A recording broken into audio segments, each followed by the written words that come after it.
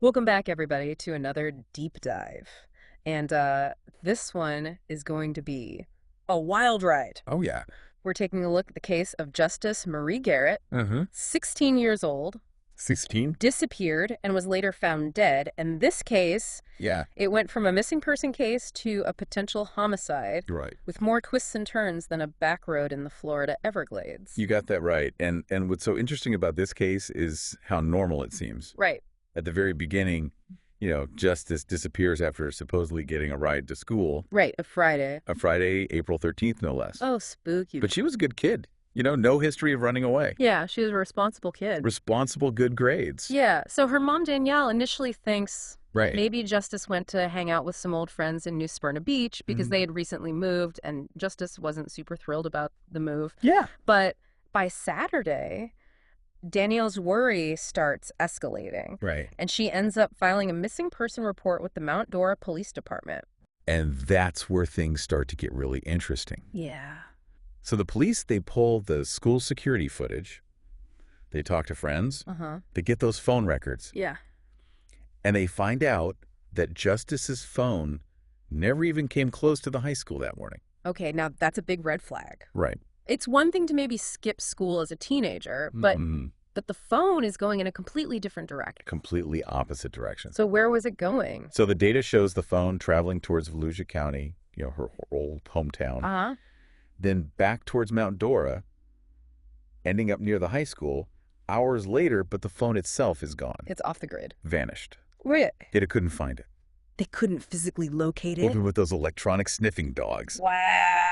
Couldn't find it. So we have a missing teenager. Yep. We have a phone that has gone off the grid with a very strange travel history. Yeah? And then a mom who's understandably frantic. Frantic. So I'm guessing this is where things take that dark turn. 5 days after Justice disappears, a body is found in a wooded area in a nearby county. Okay. Badly decomposed, top half skeletal, most likely due to animal activity. Oh my gosh. Grim stuff. But there's some clues. A jeweled navel ring, a painted fingernail clothing. So some pretty specific identifiers. Right. But with that level of decomposition, I'm guessing confirming the identity was tricky. It was. And the scene itself. Yeah. Disturbing the clothes were in disarray, suggesting a possible sexual assault. Wow. And the hoodie was tied tightly around the neck. Hmm. Police initially don't connect the body to Justice publicly, but all signs point that way. Yeah. Because we've now crossed county lines. Uh-huh. The Florida Department of Law Enforcement, the FDLE, Okay. takes over the case. So multiple agencies are involved now. We Right. have a potential homicide. Right. We still don't have confirmation on the identity of the victim. Right. So did they interview Danielle and her boyfriend, Bobby Kern? They did. Okay. They were supposedly the last ones to see Justice. Right. Initially, both told police they drove Justice to school that morning. Okay. But remember that phone data? Yes. The police confronted them with it, revealing that Justice never went near the school. Mm-hmm. That's when Danielle breaks down Right. and admits she lied to protect Kern Wow. because he didn't have a driver's license. Talk about pressure Oh, yeah. to lie for your boyfriend while your daughter's missing. Absolutely. So what did Kern have to say for himself? So he changes his story. Now he's saying that he drove Justice, Okay. but he dropped her off near home at her request to skip school. Hmm.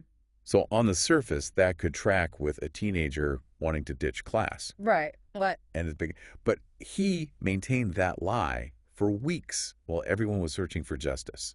That's very suspicious. That level of deception, that's a huge red flag when you're trying to figure out someone's involvement in a potential crime. Why lie at all if you have nothing to hide? Exactly. It just doesn't add up. It doesn't. So did they ever confirm that the body was Justice? They did. The autopsy results came back, positive ID, but they withheld that information from Danielle at first because they didn't want to tip their hand while they were still building the case. Right. Makes sense. And I'm guessing the autopsy wasn't very straightforward given the condition of the body. It wasn't. Decomposition made it impossible to determine the cause of death. Right. They suspected strangulation, maybe sexual assault based on the scene, but couldn't confirm. Mm-hmm. Then there's this other detail, a bleach pattern on Justice's pants. Okay, that's suspicious. Now, investigators needed to know, was this intentional? Was this part of the crime? Maybe an attempt to destroy evidence? Yeah, it seems like someone trying to cover their tracks. Absolutely. So they sent Justice's remains to a specialized lab at the University of Florida for further analysis. Okay. In the meantime, all eyes turned to Bobby Kern. They got a warrant to search his car and warrants for both his and Danielle's phone data. And Danielle, she cooperated? Fully, she gave them access to her phone, her home, everything. And her phone data actually helped build a timeline of Kern's actions that morning. Okay. And it confirmed she wasn't with Justice, but Kern's phone data wiped clean factory reset before that police interview. Oh, man. Talk about making yourself look guilty. Right. But even with that data gone, there were still some breadcrumbs. Remember those text messages we talked about earlier? Yeah. About 20 minutes after leaving with Justice that morning, Kern texts Danielle, claiming he dropped her off at school. But we already know from the phone data that that's a lie. Right. And get this, both Kern's and Justice's phone data put them together in Volusia County, including the area where her body was found. Wow. And his phone stayed in that area for over an hour. So we have contradicting statements. We have a conveniently wiped phone. Right. We have a suspicious text, and we have phone data placing Kern at the scene. Yep. I mean, that's pretty incriminating, wouldn't you say? It certainly raises some serious questions. Yeah. But the real kicker, 3 days after Justice's disappearance, there's more suspicious activity on Kern's phone. Okay. And the content of that activity. Yeah. Well, let's just say it paints a very disturbing picture. Oh, my gosh. But we'll have to dive into that in the next episode. So last time we ended on that cliffhanger about some more suspicious activity on Bobby Kern's phone just 3 days after Justice disappeared. Yeah, 3 days after. And he said it paints a disturbing picture. So what exactly did investigators uncover? So Kern may have wiped his phone, but investigators were able to obtain what they call super data from the phone company. Okay. Think of it like location breadcrumbs. Okay. Even if the actual calls and texts were gone. Right. And you won't believe where this super data placed Kern 3 days after Justice vanished. I'm intrigued. Lay it on me. Where did it lead them? A body of water in Volusia County. Okay. An area known for alligator activity, no less. Wait a minute. You're not suggesting... I'm not suggesting anything definitively. But remember how the upper half of Justice's body was skeletal? Yeah, probably due to animal activity. Likely due to animal activity. Right. It's a chilling thought. But investigators had to consider the possibility that Kern might have disposed of the body in this alligator-infested area. Right. They searched, but unfortunately found no additional evidence. So another frustrating dead end. It was. So it seems like they're gathering a lot of circumstantial evidence against Kern, but nothing concrete enough to make an arrest. Right. What were investigators thinking at this point? Think of it like a puzzle with some crucial pieces missing. Okay. They had the suspicious phone data, they had the bleach pattern, the lies. Right. But they needed more. Yeah. They needed that undeniable link directly connecting Kern to Justice's death. Right, because in a criminal case... Yeah, you need evidence beyond a reasonable doubt Yeah. to secure a conviction. Exactly. So the investigation continued. Okay, so what direction did they go in? Were they solely focused on Kern at this point, or were they still exploring other leads? They were doing a bit of both. Okay. They continued to build a case against Kern while simultaneously exploring any other possible leads. That makes sense. You can't just tunnel vision on one suspect, Right. especially in a case this complex. Yeah. So they re-interviewed Justice's friends and family, Okay. looking for inconsistencies or new information that might have been overlooked. Sounds incredibly thorough. It was, and all this is happening under intense public scrutiny. Oh, yeah, I bet. The media was all over this case, Right. and the pressure was mounting to find answers. For sure. Meanwhile, imagine Danielle going through all this, I can't even imagine.